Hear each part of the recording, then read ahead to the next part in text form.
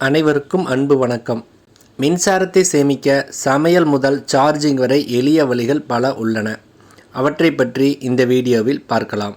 மின்சார அடுப்பு அல்லது இண்டக்ஷன் ஸ்டவ்வை பயன்படுத்தும் போது சிறிய சமையல்களை பலமுறை செய்யாமல் ஒரே நேரத்தில் அதிகமாக சமைப்பதுதான் நல்லது. ஒவ்வொரு முறையும் அடுப்பு சூடாகும்போது கூடுதல் மின்சாரம் செலவாகும். குறிப்பாக பிரஷர் குக்கரை பயன்படுத்தினால் சமைக்கும் நேரம் குறையும், இதனால் மின்சாரமும் குறையும். தனித்தனியாக அடுப்பை ஆன் செய்வதை தவிர்த்து ஒரே முறையில் சமைத்த உணவை பகிர்ந்து வைத்தால் மின்சார பில்லில் பெரிய வித்தியாசத்தை காணலாம்.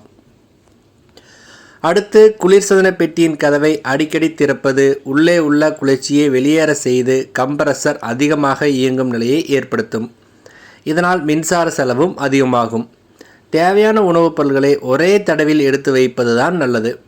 தேவையில்லாமல் கதவை திறக்கும் பழக்கத்தை தவிர்த்தால் ஃப்ரிட்ஜின் ஆயிலும் கூடும். மேலும் ஃப்ரிட்ஜ் உள்ளே உள்ள பொருட்கள் சரியாக ஒழுங்குபடுத்தி வைத்தால் தேவைப்படும் பொருட்களை எளிதில் எடுக்கும் வண்ணம் இருக்கும். கதவை குறைவான நேரம் திறப்பது கரண்ட் பில்லையும் பராமரிப்பு செலவையும் குறைக்கும். லேப்டாப், டெஸ்க்டாப், டிவி போன்ற சாதனங்களில் பவர் சேவிங் மோட் வசதி உள்ளது.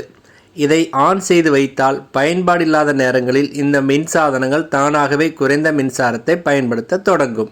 வீட்டின் ஜன்னல்களில் டார்க்கான கலர் திரைகளை பயன்படுத்துவது அறையின் வெப்பநிலையை குறைக்க உதவும்.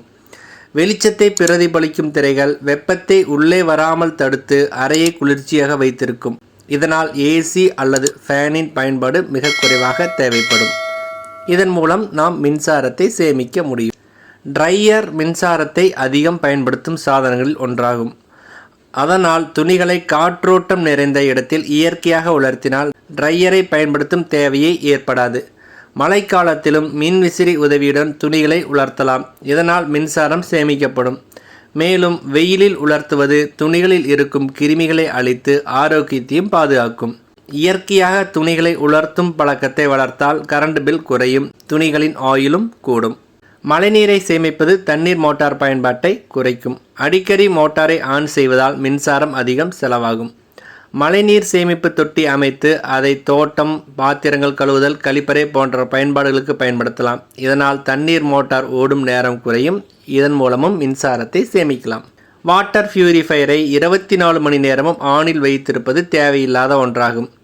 தேவையான அளவு தண்ணீர் பிடித்து வைத்தால் போதும். பயன்படுத்தாத நேரங்களில் சுவிட்சை ஆஃப் செய்தால் மின்சாரத்தை சேமிக்கலாம். மொபைல், லேப்டாப் போன்றவற்றை இரவு முழுவதும் சார்ஜ் செய்வது மின்சாரத்தை வீணடிக்கும் பழக்கம் ஆகும்.